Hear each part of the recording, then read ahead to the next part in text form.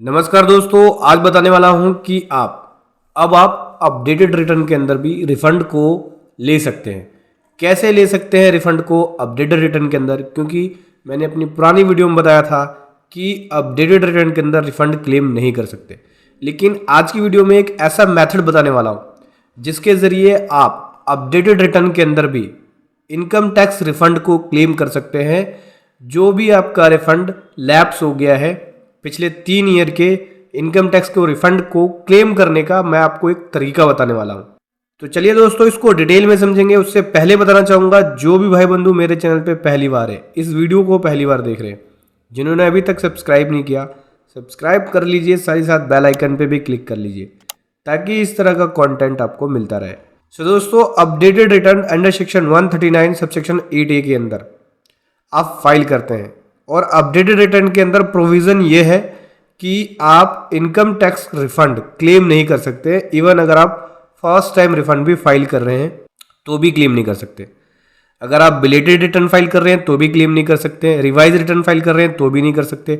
Original return file कर रहे हैं तो भी आप इनकम टैक्स का रिफंड क्लेम नहीं कर सकते।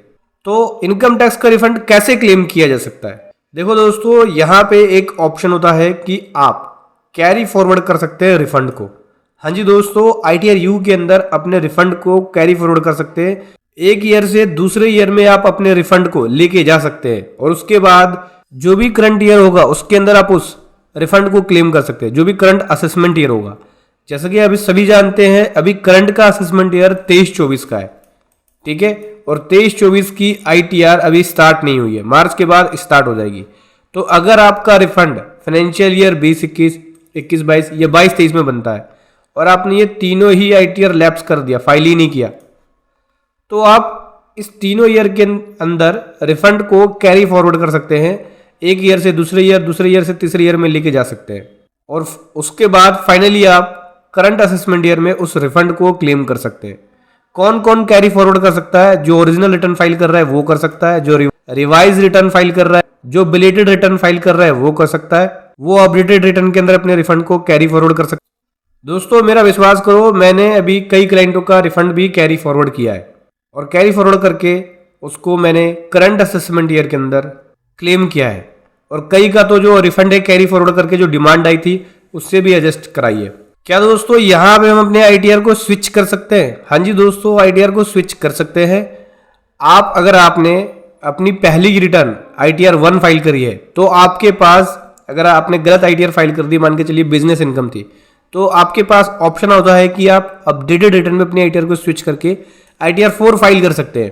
तो दोस्तों, आप किसी भी अपनी ITR को, जो भी आपने ITR फाइल करी है पुरानी, उसको स्विच करके किसी भी ITR में जा सकते हैं, चाहे ITR 4 हो, 2 हो, 3 हो, 5 हो, ठीक है। जो भी आपका एलिजिबल ITR है उस ITR में आप स्विच करके जा सकते हैं। अपडेटेड रिटर्न और कौन फाइल नहीं कर सकता? जिसका लॉस होता है वो नहीं कर सकता, जो अपनी टैक्स लायबिलिटी को कम करना चाहता है वो नहीं कर सकता, जो रिफंड को बढ़ाना चाहता है, इंक्रीज करना चाहता है, वो नहीं कर सकता। अपडेटेड रिटर्न की फाइलिंग पीरियड क्या होती है? असेसमेंट ईयर खत्म होने के बाद 2 ईयर के अंदर आप अपडेटेड रिटर्न को फाइल कर सकते हैं। जैसे करंटली फाइनेंशियल ईयर 20-21, 21-22 और 22-23 का अलाउ है, आप अपने अपडेटेड रिटर्न को फाइल कर सकते हैं। जिसने पहले कभी ITR नहीं फाइल करी वो ये पिछले 3 साल की ITR को फाइल कर सकता है। एडिशनल पेमेंट इसके अंदर लगती है। अगर आप 12 मंथ के अंदर ITR फाइल करते हैं तो 25% की पेनल्टी लगती है, और 12 से 24 मंथ के अंदर फाइल करते हैं तो 50% की पेनल्टी लगती है, जहां पे आपको एडिशनल टैक्स पेमेंट करना पड़ता है। इसको आप डिजिटल सिग्नेचर या EVC के जरिए ही वेरीफाई कर सकते हैं। पेपर पे साइन करके इसको वेरीफाई नहीं कर सकते, जैसे करंट असेसमेंट ईयर का कर देते हैं कि साइन करके CPC बेंगलुरु भेज देते हैं। नहीं, OTP या फिर डिजिटल सिग्नेचर के जरिए ही आप फाइल कर सकते हैं अपडेटेड रिटर्न को। तो समझ गए दोस्तों, ऐसे आप अपडेटेड रिटर्न के अंदर भी रिफंड को क्लेम कर सकते हैं या रिफंड को ले सकते हैं। वीडियो कैसी लगी जरूर बताएं। Thank you so much. जय हिंद, वंदे मातरम।